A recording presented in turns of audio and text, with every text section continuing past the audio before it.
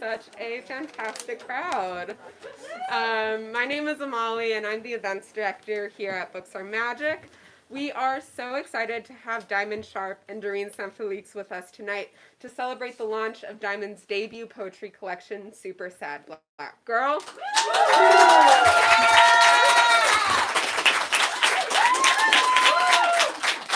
But before we get into all of that, I just have a few logistics to point out for how tonight's event is going to go. First off, for all of you and the audience, we do ask that you keep your mask on at all times while at this event. We have some extras up at the front where you checked in. We will be doing a hand-raised audience Q&A towards the end of tonight's event, so please start thinking of questions to ask and hold on to them. After tonight's talk, Diamond will be signing and personalizing books at the alcove to the right of the register where you checked in. We'll let you know where and when to start lining up for that. And lastly, if you're joining us virtually on the YouTube live stream, we'd love to encourage you to buy a copy of Super Sad Black Girl online using the link in the live stream description. All right, let's get into this. In this stunning debut, Diamond discusses death with Lorraine Hansberry and Gwendolyn Brooks, and enters a portal located below the Chicago L train to the other side. This collection is haunting and imaginative and will linger with you long after you've finished. I know that I haven't stopped thinking about it since I read it twice through, so we simply cannot wait to hear what more Diamond has to say about it tonight. Diamond Sharp is an editor, poet, and essayist from Chicago. Her writing and poetry are featured in Harper's Bazaar, Vulture, Poetry, amongst others. And as I mentioned earlier, Doreen Félix joins Diamond in conversation tonight.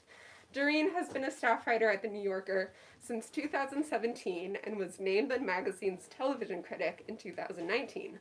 Her writing has appeared in the Times Magazine, New York, Vogue, The Fader, and Pitchfork. All right, that's all from me. Without any further delay, please join me in giving a warm welcome to Diamond and Doreen.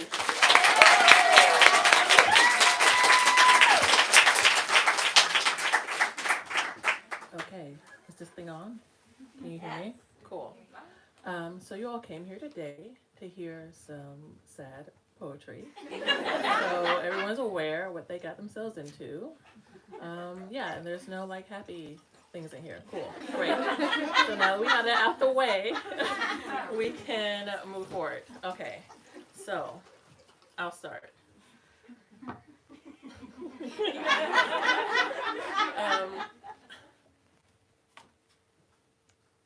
I asked you over for a dinner party. Gwendolyn and Margaret are here too, but I'm shooting the shit with you in the corner. What's it like dying young? Having your husband sit shiver for you. Miss Hansberry, what happens to black girls like us? Do we crust and sugar over our heavy loads? I'm asking you, Lorraine, tell me about the other side. Do black girls like us get free? It must be nice over there. Like Chicago with her broken nose, not easy to love but necessary. In the purgatory rooms, are black girls sipping Moscato? I hope so. Tell me what you want, Lorraine. I'll bring the blacks in a bottle of Henny.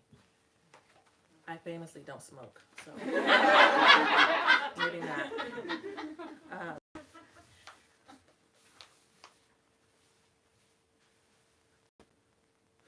Exile. Lorraine and I are sitting in her old apartment in the village, two Chicagoans in exile. She's smoking a black while I cradle a glass of Henny. Where can we go to be black, Miss Hansberry? The other side, Mars. I've been thinking about leaving. It's the only place for black girls between the purgatory room and the edge of this universe. Lorraine takes a long drag and ashes her cigar. Okay, I have to find another one. I can read it.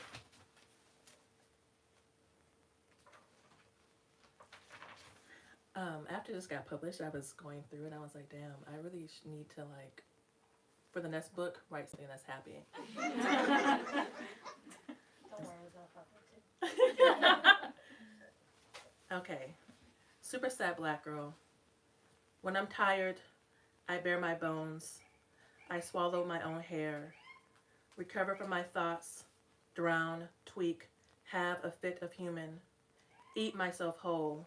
Bleed freely, suffocate gleefully, drown, bury this dust, amputate my body, abandon my mind, cry in public. I want my ugly, choke, drown, tell the truth, fall, bleed black, swim in my own blood, stay free, wander, feel entitled, stay black, and die. So every poem in this collection was written for the most part between 2013 and 2017 when I graduated from my MFA program. And so the last poem in this collection was written in 2021. And I felt like I needed to read it here because it's for my friend Zoe. The Wellesley contingent here, we love and we miss Zoe. And it's not a poem that I ever expected to write. Zoe was one of my first friends at Wellesley. Zoe was from East New York. She passed away in April 2020 from COVID. And if I make it through this without crying, it will be a feat. Zoe was an educator, and she was a writer. And I think what a lot of even our friends don't know is that she is the one that encouraged me to apply to MFA programs. She read my applications. She told me what to do. And I thought we were going to be able to do this together. And I'm sad that she's not here. And with that, I will read the last poem in the collection. I lost a friend through the door of no return. Today she was alive. It's dark. If I meet you in the middle, we can double back. I can take you with me. Why did you have to go? Time is a circle. I'm here and she is there. We should be able to meet in the middle. Where is the somewhere that she is? Can she catch a ride back? What is the travel time? Do we keep falling and falling and falling? Where is the bottom? Can we leave? Does anyone get to go home? If she's in the past, she's in the future, and she's here too, and there's never a goodbye. Yeah, that's the last one. And if Zoe was here, she would yell at me for messing up my makeup. So, yeah, that's that. I think we should all clap for Diamond.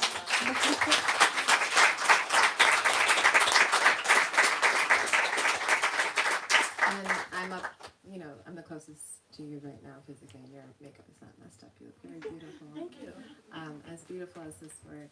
And hearing you talk about the period of time in which you wrote the majority of the poems made me wonder, when you go back and you look at your work, so much of your work is about the existence that occurs in multiple planes, past, present, future. What's your connection to the Diamond of 2013, 2014, 2015, to the Diamond now? Do you feel that there's continuity? Do you feel like there's rupture? Well, I kind of miss her. What was she like? She was sad. Here we are. But also naive enough to follow through with getting an MFA and writing a book. I mean, that was kind of stupid. So,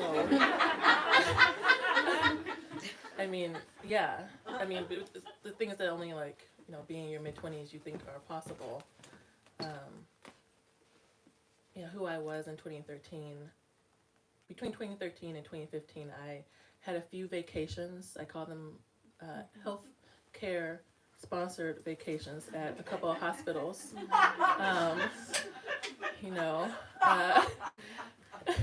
You're so right. Some of the best sleep I've ever had. Thank you, Blue Cross Blue Shield. So at GW, because I was in DC, and then I was at home for a couple weeks. I went to Northwestern, grand views of the city at that spot. And then the last time was at Mount Sinai. Actually, the week I should have been starting my MFA program, I went to the hospital. So I guess I'm saying that I couldn't imagine myself past 30 because it was not looking good. So when I think about the Diamond of 2013 or 2014, 2015, right? Like I miss her. She was full of hope, but also she wouldn't have expected to be here. Mm-hmm. Yeah. Mm-hmm. Do you feel that the speaker, that the Diamond of, the mid 2010s, was that speaker her? Or was there, basically I'm asking, did the act of creating the I in the space of the poem, do you think that that sort of like helped you put your brain on the page as your brain was revealing itself to you as being different from, quote unquote other brains, normal brains? Yeah. So part of what poetry allows you to do, right, is that, going forward, I can say, this isn't me. This is the narrator. Right. You can kind of take that or you can leave it. It also allows you to experiment, right? Like, I obviously am not going through portals and whatnot. I wish I could. But it kind of allowed me to kind of put on the page, like, how I was feeling. I wanted the book to kind of feel like a minute episode, which I think it kind of does, right? It's short, it's in bits and pieces. There's bursts here, longer there. And that's how my brain was operating at the time. Right. And so I feel like, again, like that's what poetry allows you to do, putting it on the page. Again, kind of allowed me to kind of look at it and reflect back on it. Mm-hmm. Were there times during the MFA program where you were like, this is just too much, I can't do this right now? I had a unique experience in my MFA program. I went to Pratt, and at the time, Pratt was a new program. It's relatively diverse. Some MFA programs are kind of known for being cutthroat, right? Like, which is really ridiculous because it's writing poems. Like, it's like super ridiculous that people are like that pressed about. There's not enough money in any of this to be that pressed, but people are. So I felt like I had a kind of unique supportive environment with my classmates and with my professors. And if and when things felt like they were too much, I was kind of able to take the space that I needed. I didn't feel, I think, again, depending upon what kind of program you go, you might feel the need that you have to push and push yourself. But at Pratt, at least at the time, I didn't feel that way. Mm-hmm. I'm curious about how the people in your life reacted to the poetry that you were writing. I think so much of what exposure does, exposure of the self, is that you're exposing yourself to your own self, but also the people around you have to sort of like, they have to deal with that reality. And so was that something that you had fear about, or did you feel like it was like necessary for you as an artist to kind of collapse the I diamond and the I on the page? And how did the people in your life react to seeing this truth? Thank you, Doreen. This is why I'm glad that you're here. I'm happy to be here.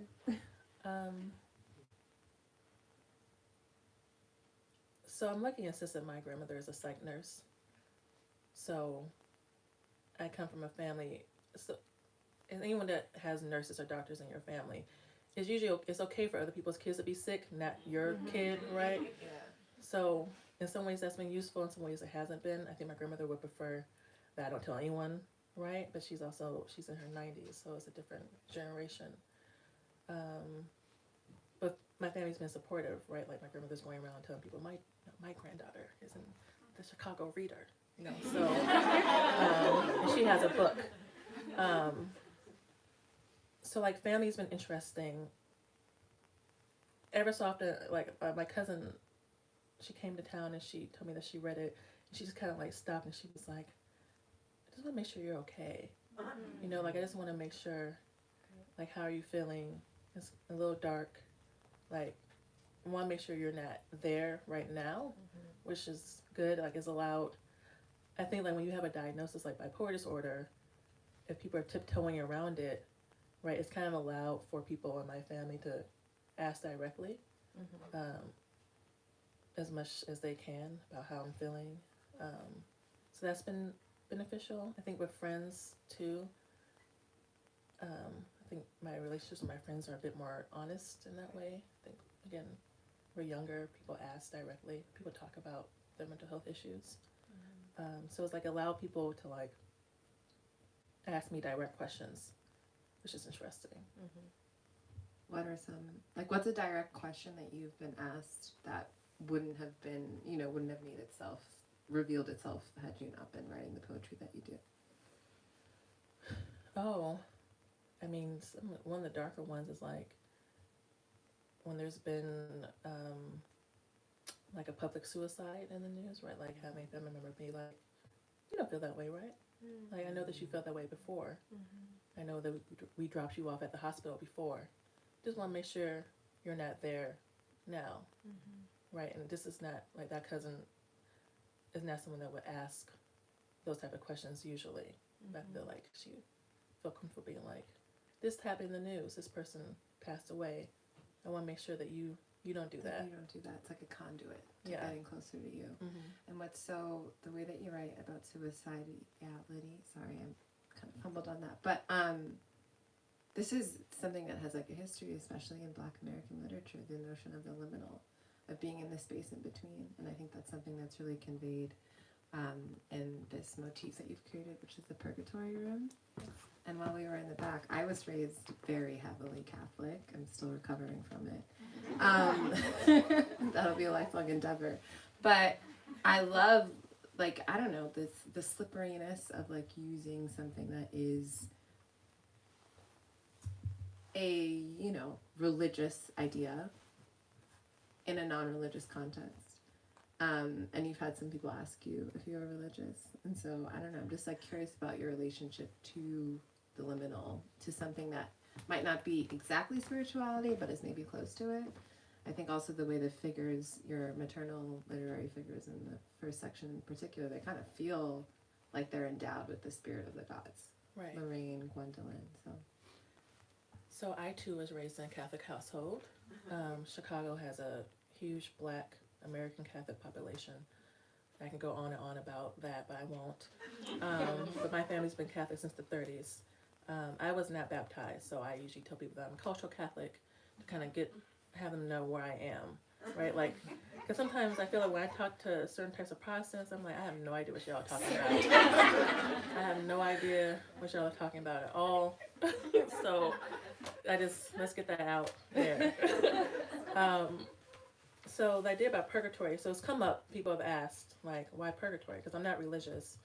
But also purgatory as a concept makes sense to me, which maybe I realized after I wrote the book. I was like, oh, this whole book takes place in purgatory. That's fascinating for someone who's not religious and has actively chosen not to be Catholic in a very Catholic family. So here I am, still dealing with the Catholic guilt, I guess, in some ways. But also, right, like, I think as we were saying before, right, that idea of a liminal space predates Christianity, right? You see it show up around the world. It makes sense, right?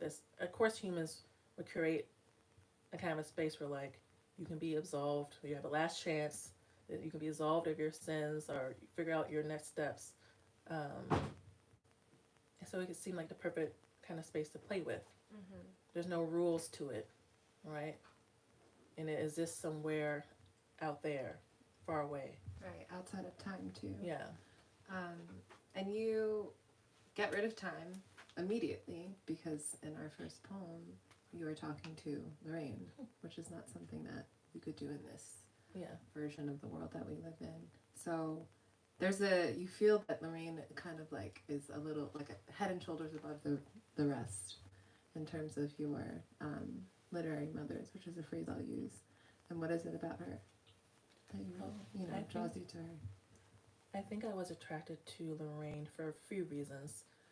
I think one, she's mostly known, right, for her play for Raising a Son. You have to kind of read her biography to understand that she had very strong political thoughts and beliefs, that she was quite active in her community. I think that Gwendolyn Brooks as well, Margaret Walker, great examples of how to be an artist and a community member. I think obviously Lorraine died young. She died at 34, right? So a lot of her story is wrapped up in the fact that she was kind of cut down in her prime. She was also queer. I'm queer. I unfortunately mostly date men, but sometimes that's the gayest thing you can do. I know. I'm going to stop doing it soon. Right, but like it was interesting, like to find this, a fellow Chicagoan with similar politics who was kind of working these things out in the 50s and 60s, right? When you look at Beneatha, that character, and raising a son, right? Like she could live today. The things that character is talking about, the things that she's dealing with within her family dynamics, I feel like a lot of Black women could relate to that character, and that character is a stand-in for Lorraine herself, right? So I was attracted to her because of, like, again, her politics, the way she was a community member, and aspects of her personal life. And it was interesting too because one of the poems made into an anthology called there's another Haymarket anthology called Black Girl Magic, and then one of Lorraine's great nieces reached out to me. She's in our age group, and she sent me a message, and she was like, "Oh, I'm so glad to see that Lorraine's still relevant in this way," and it's like a good reminder. One of these historical figures are real people, right? They have real family members who care about them, and who are interested in their legacies, and who are out there. And yeah, so I know that she has a copy of the book. I think she's given to other family members. Lorraine's sister is still alive. She just turned 100. So all that is to say is that I think Lorraine was cool. I actually, last week I went to go see the sign in Sydney Brustein's Window, which is playing at BAM for the first time in 50 years. Which I think that was the last play that she wrote. And it was interesting because there was a sense that the Lorraine in that space was a symbol. She wasn't a person. You know, it was just like, there was like a kind of inhumane curiosity that I think was driving a lot of the desire to say like, oh, I'm seeing this Lorraine play in 2023 at BAM. Whereas the Lorraine in your book in particular, she just feels like, really flesh and blood. And sensuality is, I think, especially exemplified in the way you use repetition, not only in these figures, but also just phrases or motifs. The other side is one, the Hennessy and Blacks, the portal by the L. And so I'd love to hear you talk about, like the craft elements, why repetition is important to you, why you use concrete poetry sometimes, that kind of stuff. Yeah, so going back to the idea that like I wanted this to kind of feel like a manic episode, right? The repetition kind of is part of that. But like if you are manic, or really, I have bipolar 2 disorder, and the difference between that and bipolar 1 is known for like mania, what like laymen may understand as mania. It's quite obvious to others when someone is in that state. Hypomania is not as obvious. It's considered very dangerous because you yourself may not realize that you're experiencing it. And usually you kind of go up and then you come back down. It's why bipolar 2 disorder has a high suicide rate. But that is to say, right, the repetition was kind of part of that. Like when you're in that space, you're like ruminating and like overthinking, and you like can't get away from your thoughts. Like your brain will not quiet down. I remember like the last time I went to the hospital, I remember I told them like, I need to sleep and I need my brain to turn off. If you all can make that happen, great. And I'll see the outside world in about 4 days. Like that's what it feels like. So I wanted to put it on the page. I feel like I'm not a good poet in the way, like some poets are like, I used this method to do X, Y, and Z. And for me, I'm like, well, this made the most sense to like get this particular message. But that feels like a really concrete method to me, and it leads me to wonder, when you're writing, do you sometimes write during an episode? And then also when you're, this idea of like trying to recreate perhaps mania, like where's the line? Is that a liminal space, where you're trying to like reproduce the activity of your brain when it's like doing its thing? Yeah, I haven't, prior to my diagnosis, I wasn't knowingly writing Right. during an episode, right? And I try to stay away from, if I'm manic, I've learned to like make myself disappear. I try not to be in public. I try to limit my social media use. I feel like for all the obvious reasons, right? Like I'm not trying to have a public episode. So I kind of like close the door to my room and like stay there.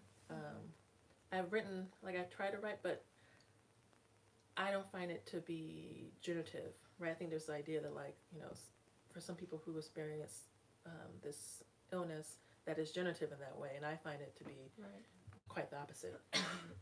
Yeah, like the images we have per se of like Virginia Woolf, you know, going through an episode, and the supposed link between mania and productive, I think, is very like overwritten. It's very overdone. Yeah. Community. Let's do a hard shift. Because if there's one thing that people know about Diamond Shark, it's that she is from Chicago, like not just in a historical way, but in like a very intense, sensual, spiritual, all those kinds of ways. And so I'd love to hear you just like talk about the poetry scene in Chicago, how it helped you shape your voice, or, you know, yeah, I'm interested in like hearing like a mini biography of the scene that I know that you grew up in. I can do that for you. Thank you. Right, so Chicago's great because there's a lot of investment in youth poetry and youth arts in general, but particularly youth poetry, which I didn't realize as a teen would be so beneficial. So in my high school had a spoken word club run by Peter Kahn, and it's become a model for that type of poetry in the classroom education across the country. So it was very beneficial to like have that at your high school. And then I joined an organization called Young Chicago Authors. And there might be someone, like there might be a random YCA person here. But that kind of allowed me to get free workshop, right? I've been workshopping since I was a teenager. That's another reason why going into like a graduate program was quite easy, because I mean, if you can workshop with teens, you can really do anything, right? So I've been doing that at least since I was 15. I've had my poems marked up, so nothing gets me. And so being able to go through YCA was beneficial, like I said, just having those resources. And I also just think like understanding poetry and writing as a career, I think what they did that was good was, you know, we were always told to tell people that we were poets, not that we were aspiring poets or aspiring artists and whatnot, that we were writers, that we were poets, and to not let anyone kind of like play us for being teens and, you know, poo-pooing us, right? It also gave us models for how to make a career. I remember one mentor who is she's a lawyer in her past life. She's wrote a children's book called I Love My Hair. That's done very well. But I remember her pulling me aside and telling me like not to be ashamed of wanting to make money in this career. That it was important to do that, right? That like artists are dependent upon funding orgs to, like, these organizations need funding. So if you can do that, if you can figure out how to monetize this, don't feel like you're ruining the art. Right. And that was a very useful information to get as a teenager. Yeah, and I think poetry out of all of the writing mediums is the one that is most susceptible to this idea that it has to be attached to purity. That like if you put it in the market at all, it will like sully this work that it's doing. But the thing about poets that I find to be so like amazing is that an essayist can't be a poet, but a poet can be an essayist. They're kind of like the writer. Like everything comes from that. And you also write, you know, in other forms too. So how does Diamond the essayist, Diamond the reporter, Diamond the editor in particular, how is that influenced by poetry? My boss is here in the back. He wouldn't like me shouting out. But so one thing I do feel like in my work, whether it's at band camp or when I was at Rookie, my other old boss is here too. Right, like I feel like my writing is very succinct. Like I'm not really trying to. You don't need all those words. You just don't. You don't need all those words. There's no reason to be writing on and on and on. Just get your point across and keep it moving, which I feel like is the poet's way of doing it. So it's been beneficial in terms of being an editor because I can kind of look at something and be like, okay, we can cut this and we can say this way. So it works in that way. Um, I, in terms of like essays, I think it's about the same, right? That like I feel like I'm able to kind of go in and say like, this is what I'm trying to say, and how can I say it as succinctly as possible.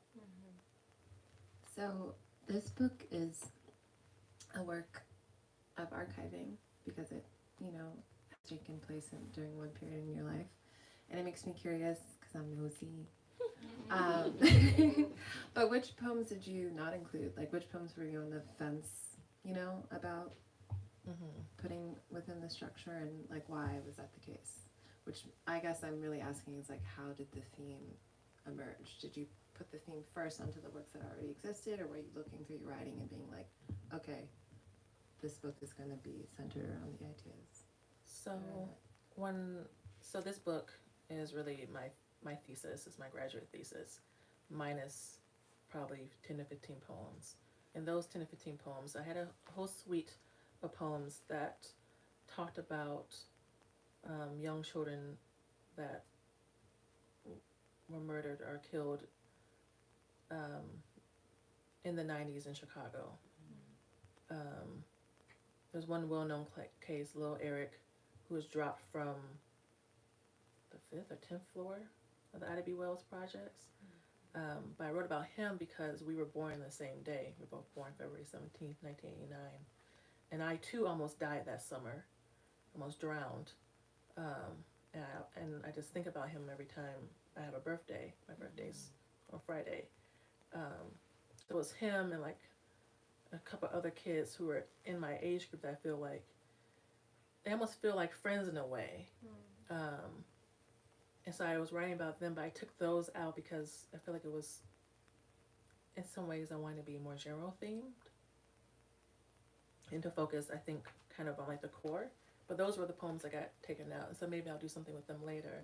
But that's kind of, there was a whole suite of like paying kind of my respects to these kids that were, either in my community or not. There was 2 girls to this day they haven't found. One named Diamond, who went missing. Right, my brother's here. You know the story, right? They went missing, and to this day they don't know what happened. And I wrote about it because I remember thinking that like what the news was saying and what Black folks were saying in our community, I guess, was different. Right, the news had one story, but like I feel like at home it was like, well, I heard from, the sister who goes to church with so and so that they think it was the boyfriend, or like, I work with Miss so and so at the hospital, and like I was thinking about like what that looks like too, like when the record is different from what people in the community are saying. So maybe I'll explore that at a different date. That's a liminal space to bring it back. And I think when I read this book, which I've done many times, I experience an emotion that's in some sense is surprising. I experience relief because I think there is a pressure for the sadness that Black women experience to lead to some sort of like opening, an aperture, and I think that there is something really powerful about the way that you kind of like sit in the purgatory space. Like, I don't know that we're always like looking for absolution or change, and I think that there is like an incantatory element to this book, and it makes me wonder, I know you mentioned earlier that you want to do something like different for your next collection.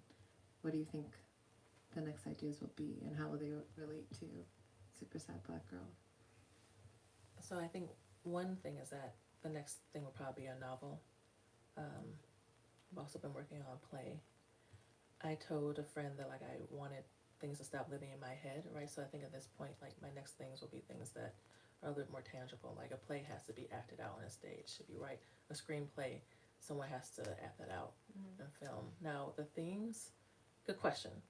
I'll find out soon. Also, by tangible, do you mean like, is that a synonym for like less autobiographical? Yes, in some ways. I'm curious, so I feel like I'm predictable. Like I'm curious about Great Migration. I'm curious about adoption. My mother is adopted. that is kind of hinted at in the book a little bit. An inheritance. Yeah. I'm curious about what it means to be, right? Adoption inherently kind of takes you out of a predestined narrative, right? You're removed from a family line and put in another one. I'm curious about that vis-a-vis a great migration. Also, again, like in theory, I should be somewhere in Mississippi or Oklahoma, right? Like had certain political things that happened in the early 1900s, right? New York wouldn't look the way it looks. Chicago wouldn't look the way it looks, right? Like, I'm just curious about what it means, like when you're taking it outside of like one narrative and putting another one. So, will that make any sense in a novel? We shall see. I'm getting the signal. Well, thank you so much for talking with me. I feel like I got to steal you from everyone. But now I have to share you for Q&A.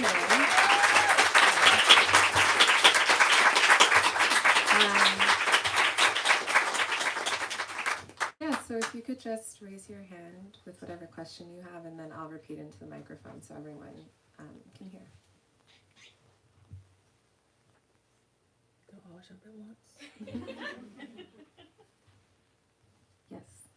Did you find that like writing about these different, as Doreen called them, like literary mothers, change your relationship to their work after you had like sort of written these conversations or interactions with them?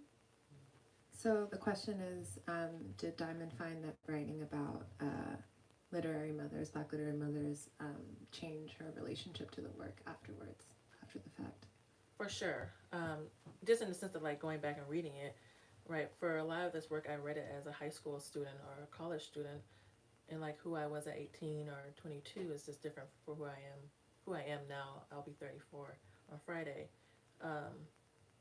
So one, just revisiting the work at different points in my life, I think has been helpful, and it kind of inherently changes the way you're relating to the work. You understand, you like get things that you didn't get as a teen maybe. It's also led me to exploring more facets of their work. Like, again, reading the biographies or reading maybe the kind of like the deep cuts. It's a great question, thank you. Yes. You kind of touched on this, but anytime you write vulnerably about your own experience, in some ways your family perceive that as reflecting on them as well, and you've expressed an intention to continue to write and explore different themes that sound like they relate to your family. How do you navigate that? Oh. Right, I guess those things would be tricky. And I feel like I'm lucky, right? Again, like mostly in my family, they're just like, wow, Diamond wrote a book. I come from a family of nurses. I'm the weirdo that's not a nurse. And every time I think about how much money I could be making doing that, I regret that. And then, right, like a lot of people in my family have traditional work. Like, again, they work for the government. We have a couple lawyers, a couple doctors, and like I said, nurses. So I think everyone's just amazed that like I wrote a book and that I can feed myself, and that that I work in media. Like all this is very mystical to them, right? My grandmother doesn't know what I do. She tells people, she'll be like, "Oh, Diamond's in there playing on her computer." Like,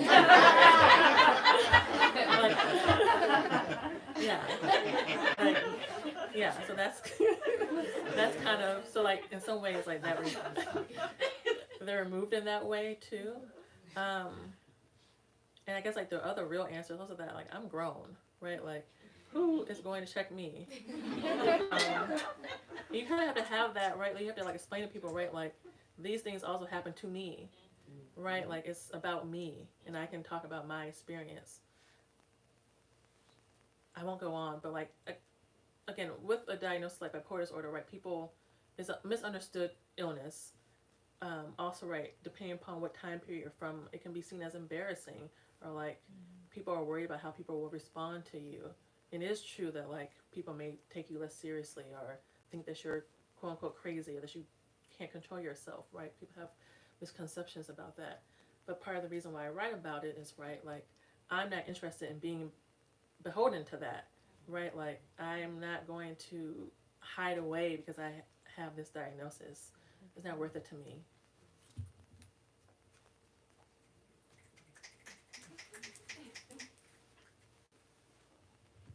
Any other questions? Don't be shy. Yes. It's not a question, just an ask. Please write movies.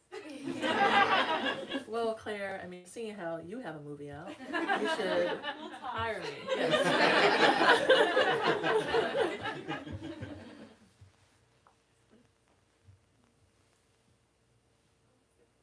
Yes. I always have such admiration for writers who can shift between genres. And as you were saying earlier, like when a poet comes out with a memoir or a novel, like I know that it is going to be incredible. So I was just wondering if you could talk a bit about how your writing style kind of blends throughout the genres that you work in, and how perhaps your poetry influences your prose or vice versa. Yeah. I think it goes back to one, I'm kind of short in the way that I write. I think that kind of shows up in all the writing that I've done. I think, right, when poets are kind of writing essays, I think it definitely impacts like the way that I'm approaching language and structure, and kind of even thinking about like the subject that I'm writing about. Like I feel like I'm not answering your question as clearly as I can, but I feel like a lot what poets do is like you take something that is unremarkable and make it remarkable in some ways, right? So I try to do that in all my writing. But as I said before, I'm also very interested in like not writing on and on and on. So like that shows up too.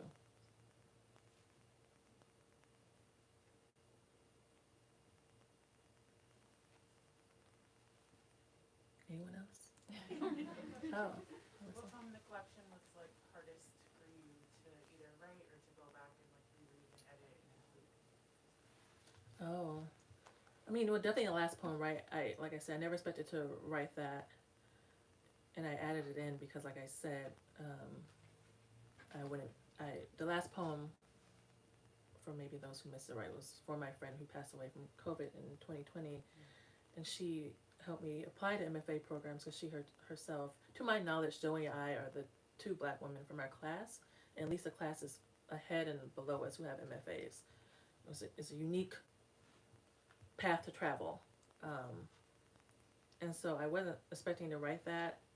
I don't even know if I think that's a good poem, right? And like having to edit that kind of caused me some pain.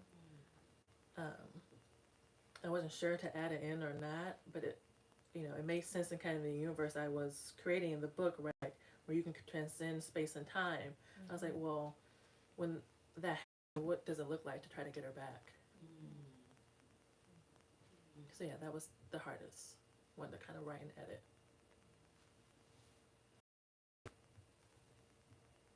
Anyone else?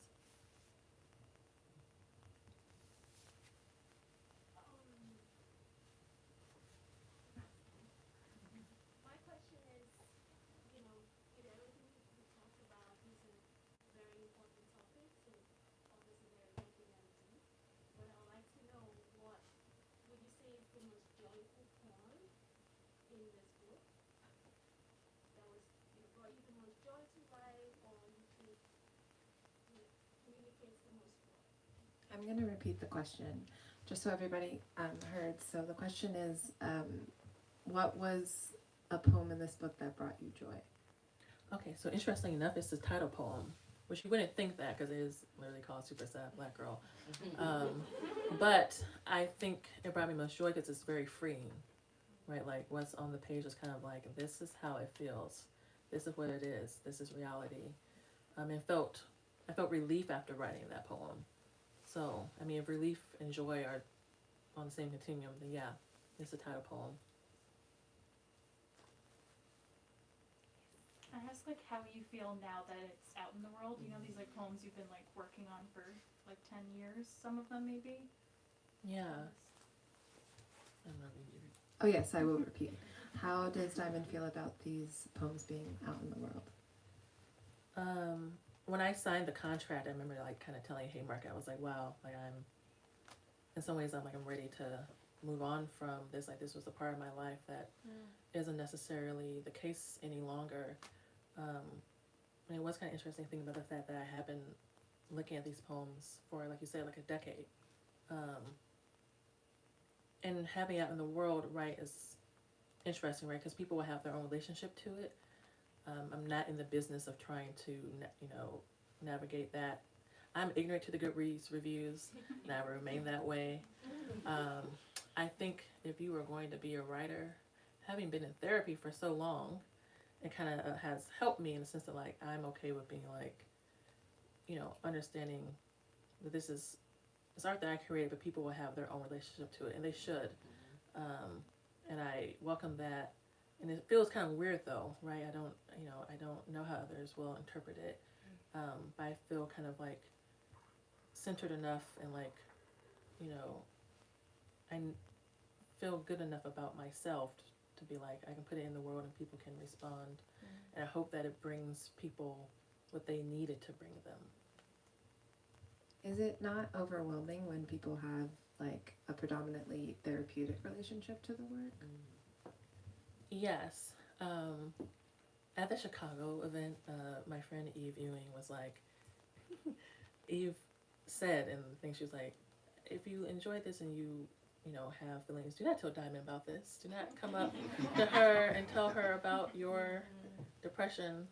And I feel like I kind of need to have Eve with me wherever I go to like, kind of be like my security guard in that way. I don't necessarily feel exactly like that. If someone wants to chat with me about whatever's going on, I'm actually quite open to that. I welcome that, right? Like, that's part of what it's for, is that someone described it as like they felt like it was going to be a life-saving book, and I welcome that as well, because there are writers, again, their work did that for me. One of them, is on the back. Basi Ikpi, she wrote a book, I'm Telling the Truth About Lying. Basi wrote an essay years ago for either Elle, I think it was Elle. She wrote about her first hospital stay, and reading that is actually what allowed me to kind of figure out, like, okay, this is how I like go to the hospital and tell them that I need help, and like, this is what a 72-hour hold looks like, right? So if someone reads this and they can have the confidence to kind of get the mental help they need, that's great. If they want to tell me about it, that's good too, but just in small doses. Right.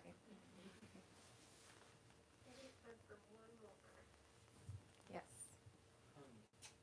In that vein, do you feel like you have any advice for going back into work that feels from another time for you, that you've written that, like, are figuring out what to do with, and the writer that you are now is maybe in a different place? Yeah. I guess like the way that I went about that was that I had kind of compiled the work from that time period, right? So I kind of had a sense of where my mind was at. I'm not someone that really keeps journals or diaries, right? Like, in some ways my Twitter kind of operates as that for me, for better or for worse. Right, there's a digital kind of record of where my mind was at. I do have like, I keep kind of running notes on my phone, right? So I can kind of look back and say, okay, well, in 2017, I was kind of thinking about these things, or I was feeling these things. So like revisiting kind of the archives in that way was useful. I need to put this up because I'm not good about this, but I actually went ahead and like created a playlist for this book that kind of spans, again, from roughly 2012 to this year, right? Just spans that, because kind of listening, I feel like that sounds cliche, but kind of listening to like that Philo album from like 2012 kind of puts me back in that space. Listening to Thundercat, listening to that Solange album from that era, like, all kind of puts me back in that space of who I was at the time. So I hope that's helpful. So I think we have finished the question portion of the night.